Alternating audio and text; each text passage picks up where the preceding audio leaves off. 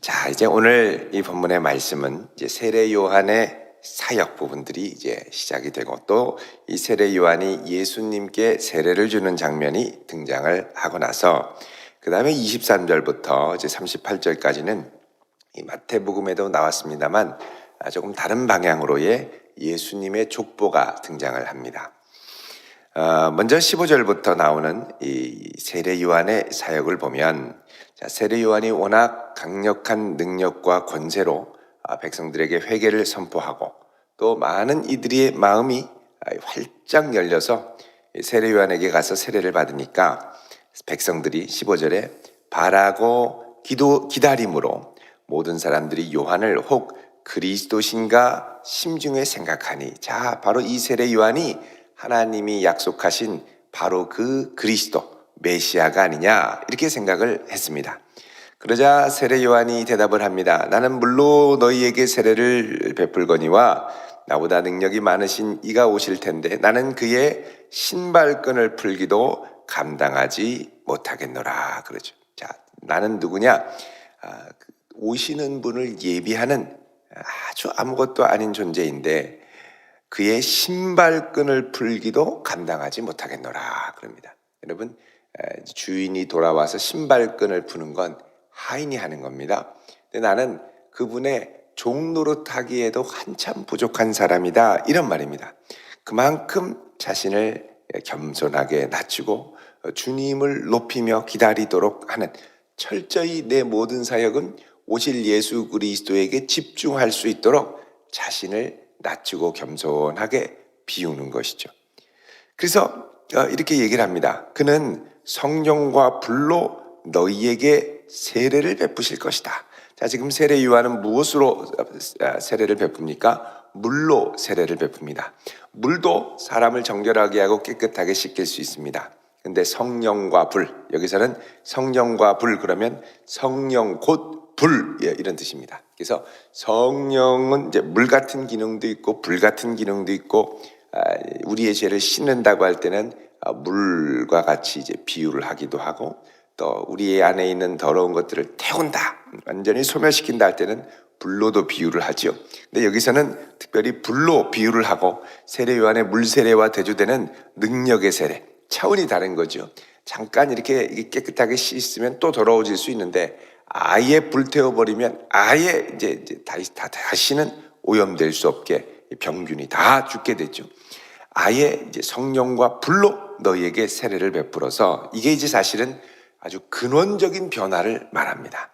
근원적인 변화를 너희에게 일으키는 성령과 불로 세례를 베푸실 것이고, 손에 키를 들고 자기의 타작마당을 정하게 하셔서 알곡은 모아 곡간에 들이고 쭉정이는 꺼지지 않는 불에 태우실 것이다 그럽니다.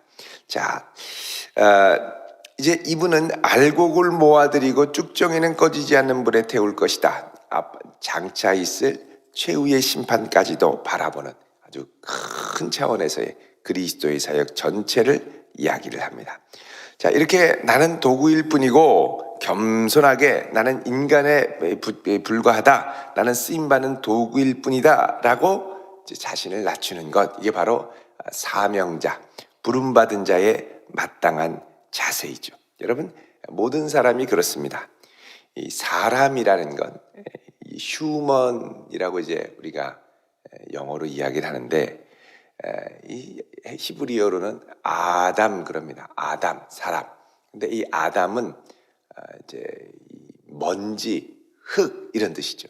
그래서 흙으로부터 온 존재, 그래서 아담입니다. 아드마에서 온 존재가 아담. 휴먼도 라틴어로 영어를 보면 휴무스라고 하죠. 휴무스, 흙입니다. 흙에서 온 존재가 휴먼이다, 이런 말이죠.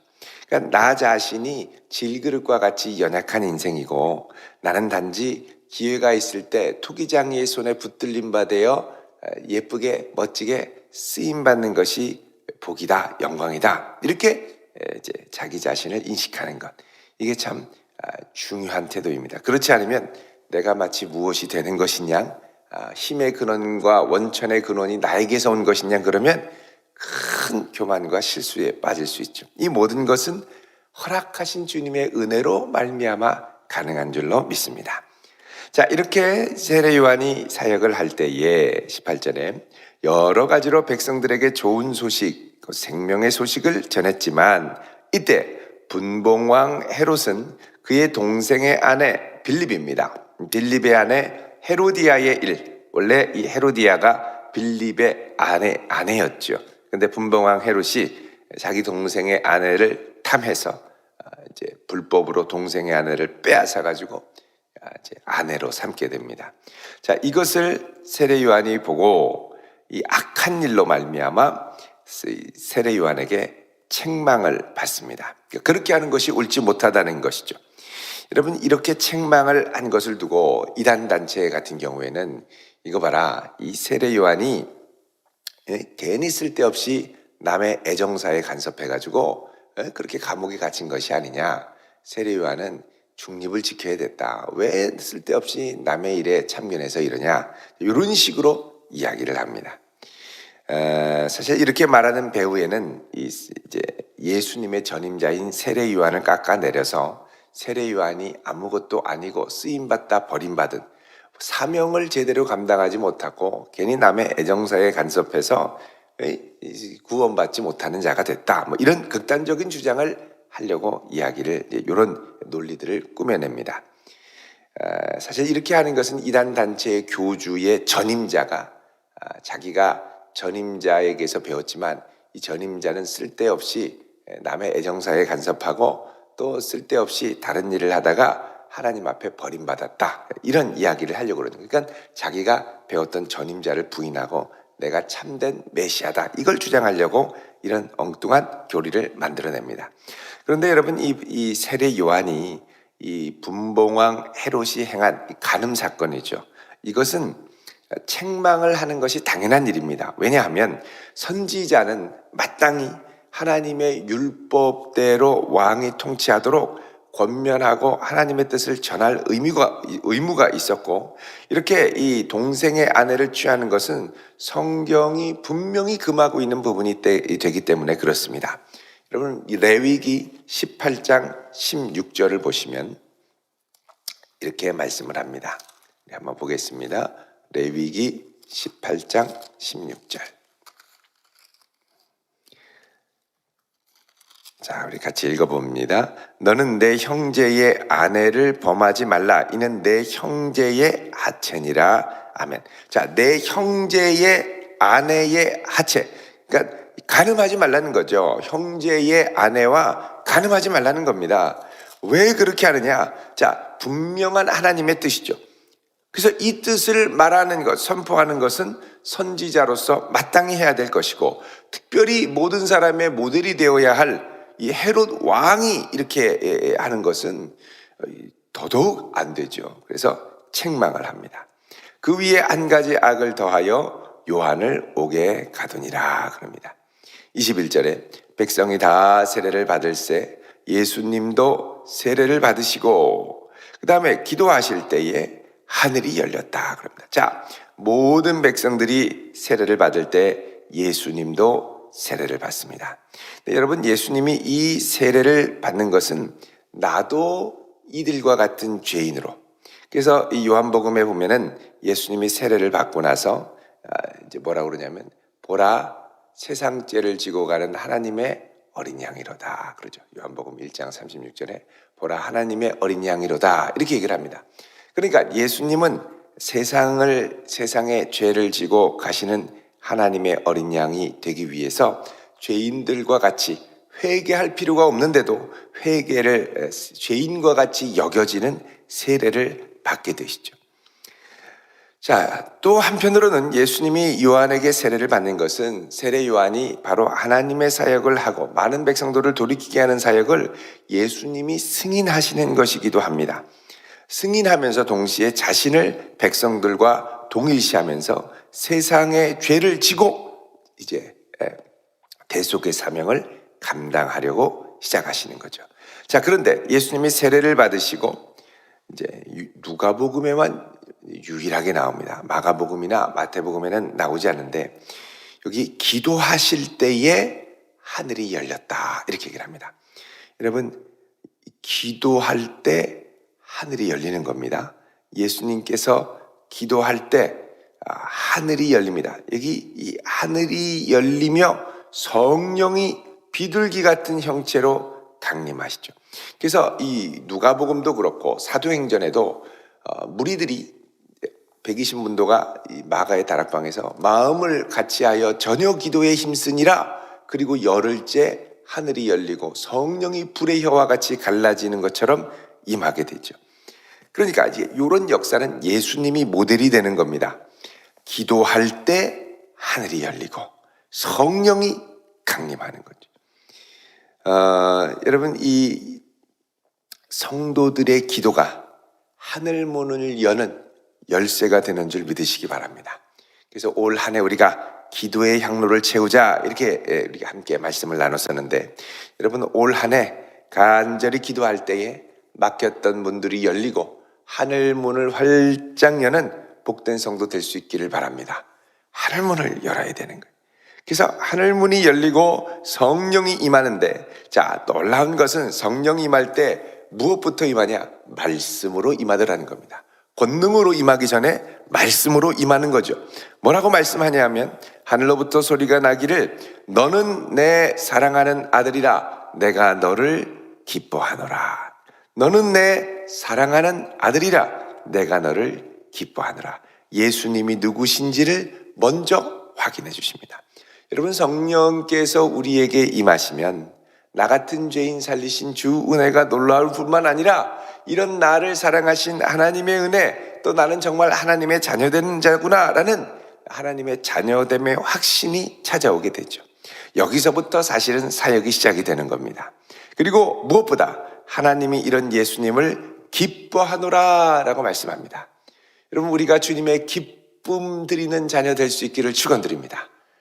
기쁘시게 하고 또 하나님의 사랑받는 아들로 세상 위에 우뚝 서고 당당하게 서서 우리의 사명을 감당해야 될 줄로 믿습니다. 그래서 우리가 주의 일을 감당하거나 이 세상을 살아가면서 제일 중요한 거, 이 뭐냐? 내가 바로 하나님의 사랑하는 자녀다. 요 확신을 잃지 않는 것이 너무너무 중요합니다.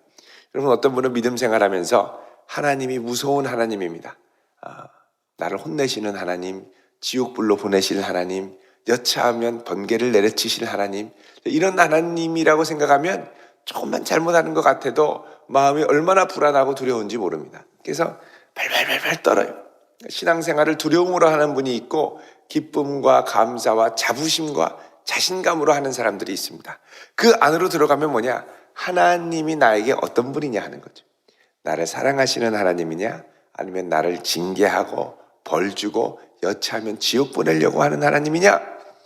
그러니까 너무 무서운 하나님이기 때문에 너무너무 두려워해서 벌벌벌벌 떠는 경우도 참 많습니다. 여러분, 무엇보다 하나님이 우리를 사랑하시고 기뻐하는 줄 믿으시기 바랍니다. 이렇게 나를 사랑하고 기뻐하시는 하나님 앞에 내가 기쁨으로 나아가리라, 이런 마음을 가져야 되겠죠.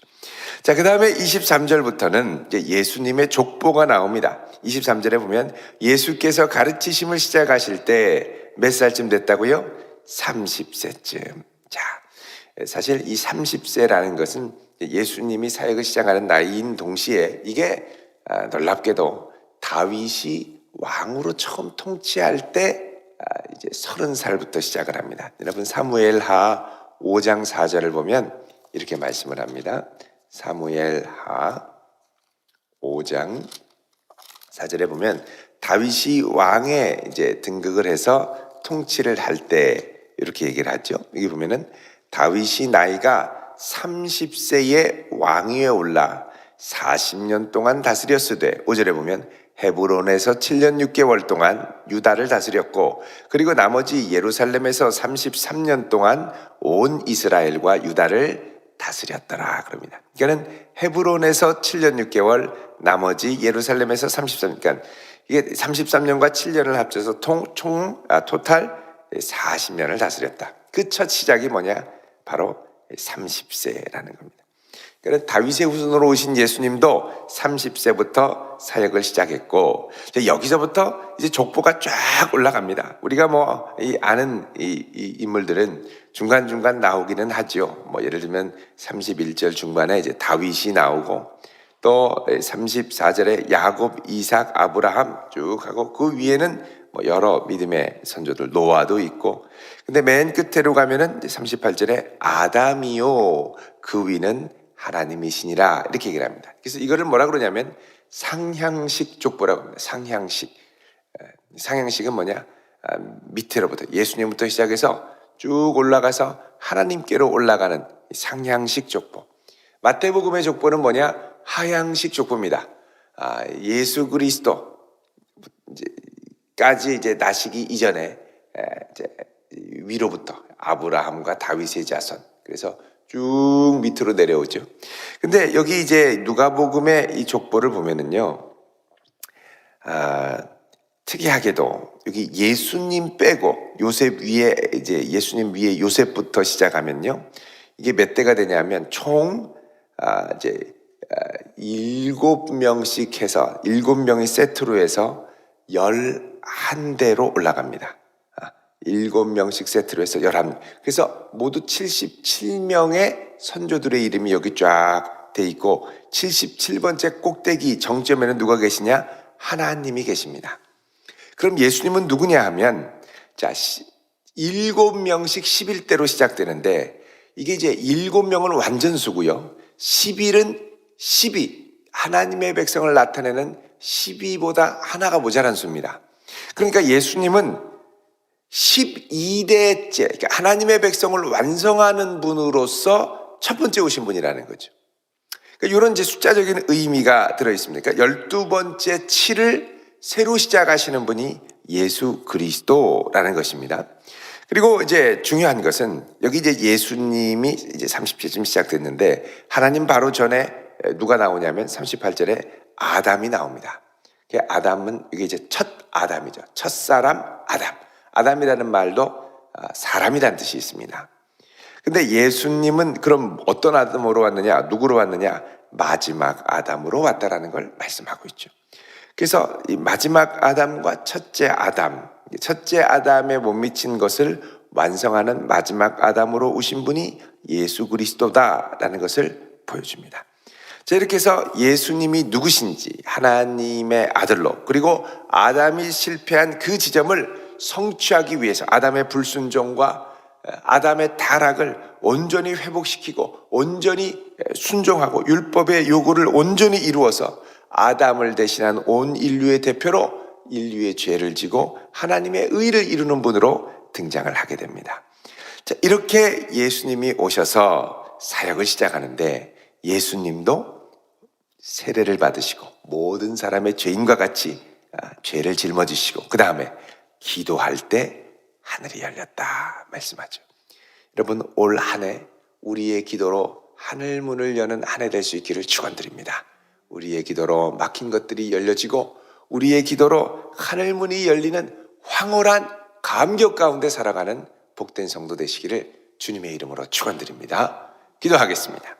할렐루야. 거룩하신 아버지 하나님, 이 한날을 주의 능력의 장중에 맡기며 이 한 해를 주의 능력의 손에 맡깁니다. 간절히 기도하며 날마다 기도하며 하늘 문을 두드릴 때 하늘 문이 활짝 열려 우리 앞에 주의 놀랍고도 아름다운 역사가 성취되고 열매 맺는 은혜를 허락하여 주시옵소서. 오늘 이 한날도 주께 맡기오니 은혜를 더하시고, 특별히 하나님 출산을 앞두고 있는 믿음의 자녀들에게 은혜를 더하사 주여 순산할 수 있는 은혜를 더하여 주옵시고, 막힌 문들이 올 한 해 활짝 열릴 수 있도록 은혜를 더하여 주옵소서. 예수 그리스도의 이름으로 기도하옵나이다. 아멘.